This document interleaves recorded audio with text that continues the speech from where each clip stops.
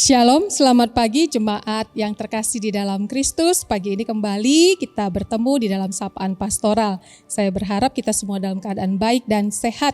Dan kita mau mengawali hari ini dengan beribadah, bersekutu, merenungkan kebenaran firman Tuhan. Mari kita memulainya di dalam doa. Bapa di surga, kami mengucap syukur ya Tuhan kalau dari tadi malam hingga pagi ini kami boleh beristirahat, tidur dengan nyenyak. Itu semua berkat Tuhan. Kami boleh bangun dengan penuh sukacita dan ucapan syukur. Itu juga berkat dari Tuhan. Pagi ini Tuhan, kami mau mengawali hari kami dengan merenungkan firman Tuhan. Karena ini adalah ibadah kami di hadapan Tuhan.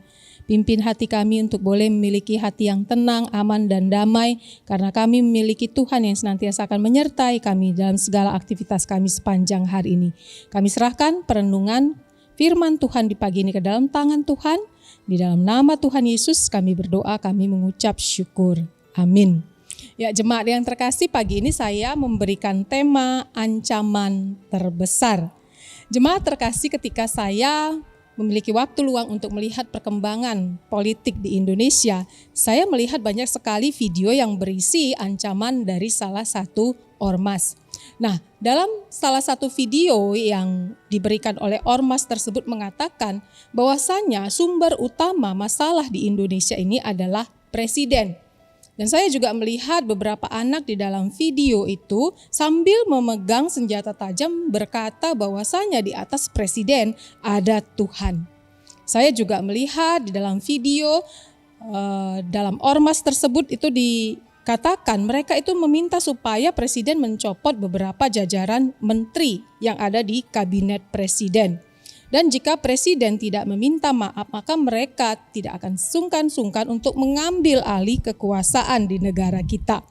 Bahkan mereka mengganti nama presiden Indonesia dengan salah satu nama yang sifatnya adalah ejekan.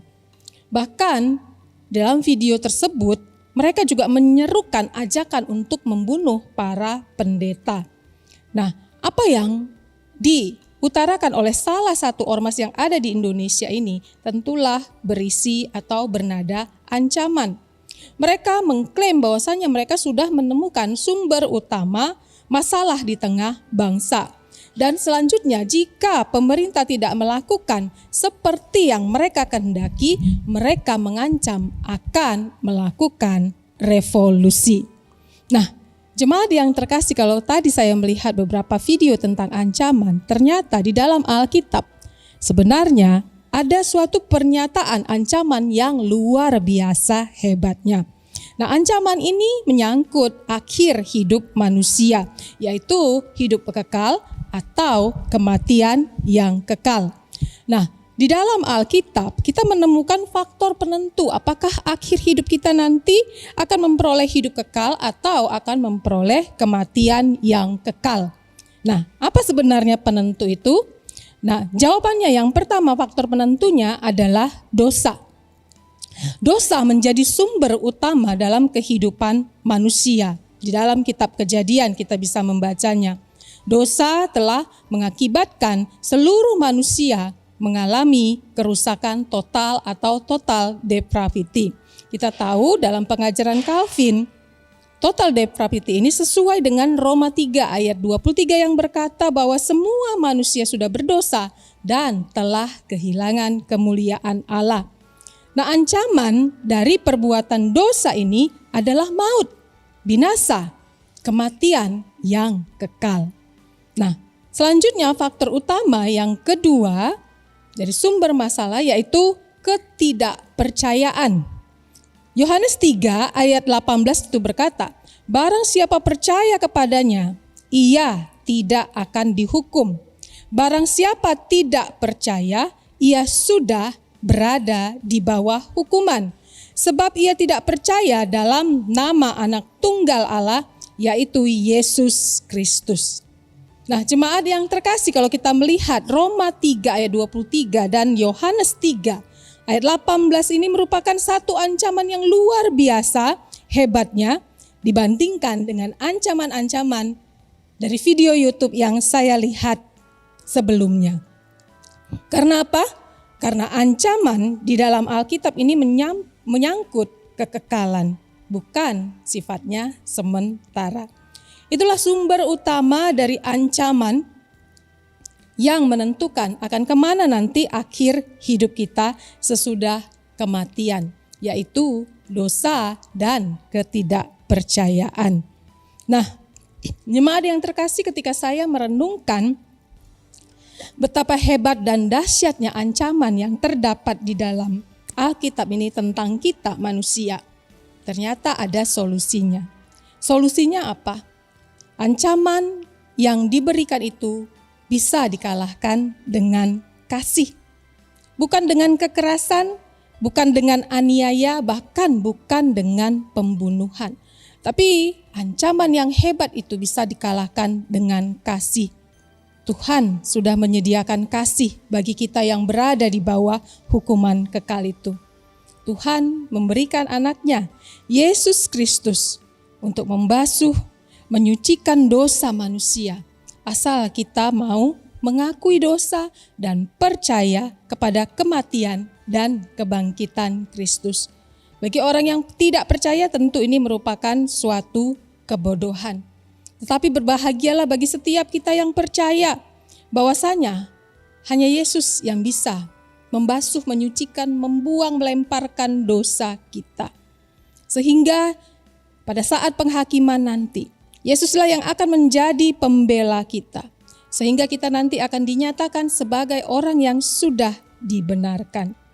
Untuk itu bagi kita yang saat ini rindu untuk memiliki hidup yang kekal itu, milikilah hati yang mau datang, mengaku dosa, dan percayalah bahwa Yesus sudah mati satu kali dan untuk selamanya, untuk setiap dosa dan pelanggaran kita di atas kayu salib.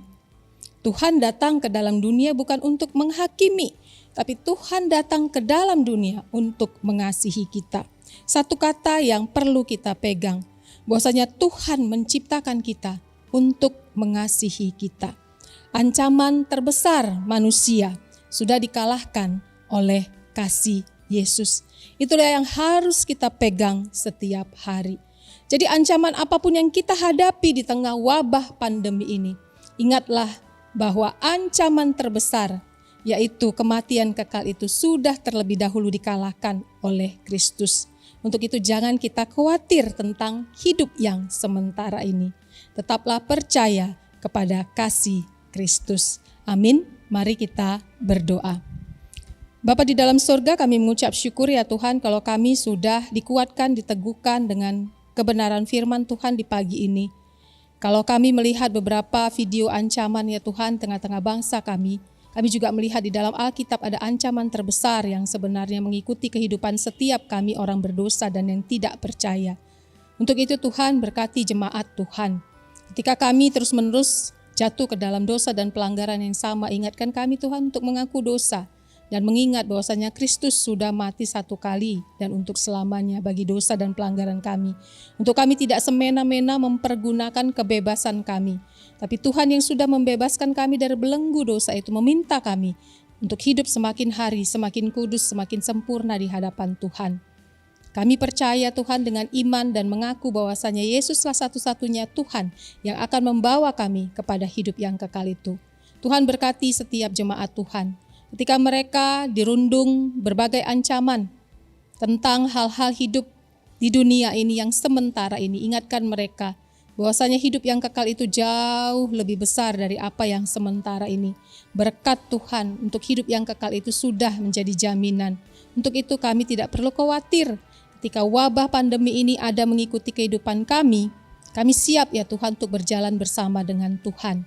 Karena ancaman terbesar itu sudah lepas dari dalam hidup kami. Terima kasih ya Bapa, berkati, pimpin setiap aktivitas jemaat Tuhan sepanjang hari ini. Biarlah Tuhan mereka boleh terus memandang kepada Kristus, mau berserah kepada Kristus yang akan membawa setiap jemaat Tuhan ke air yang tenang, ke rumput yang hijau. Terima kasih ya Bapa, di dalam nama Tuhan Yesus kami berdoa, kami mengucap syukur. Amin. Ya, selamat beraktivitas. Tuhan Yesus memberkati.